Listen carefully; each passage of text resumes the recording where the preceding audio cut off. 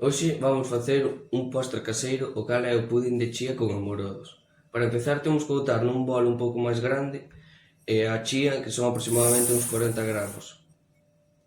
De seguido, collemos o noso leite, pode ser vegetal ou animal, e un vasiño así máis ou menos tamén se lle bota para que a chía poida hinchar.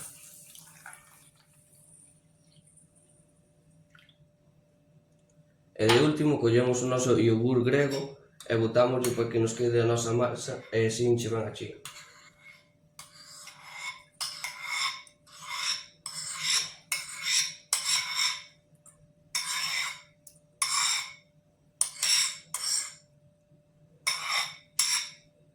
Revolvemos un pouco para que quede ben a mistura.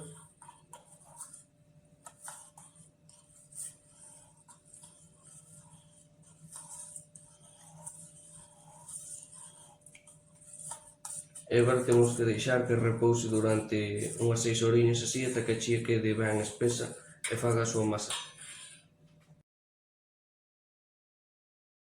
Agora, unha vez pasadas as 6 horas para que a nosa chía quedara xa hinchada, como vemos aquí ten unha textura un pouco máis gelatinosa, así que a chía xa colleu o seu humedade ideal, procedemos a cortar os nosos amorodos, recén lavados.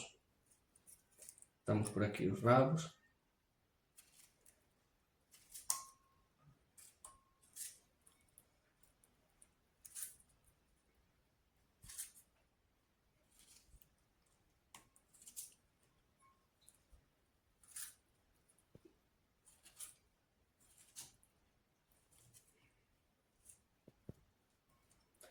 Unha vez xa cortamos os amorodos, collemos os nosos recipientes onde vamos a servir a chía e botamos aproximadamente 4 culleres a cada vaso.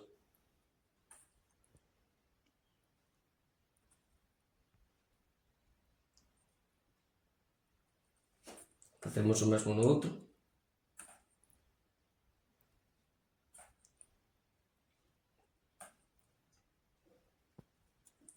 Alineamos así un pouco para que queden ao mesmo nivel todas.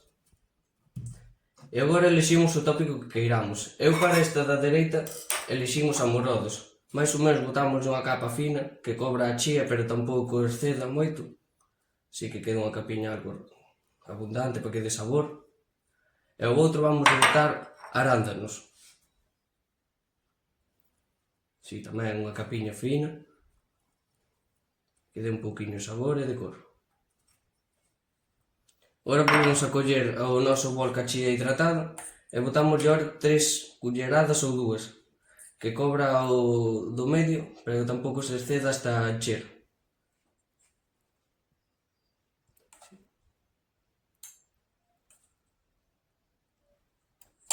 Moi ben. E agora arriba botamos o noso ingrediente que queiramos. Eu para este elixín as noces, que sempre son unha fonte de vitamina boa.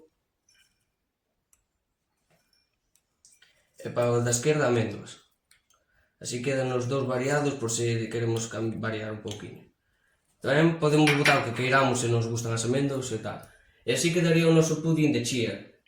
Non se ve moito, pero aí queda todo.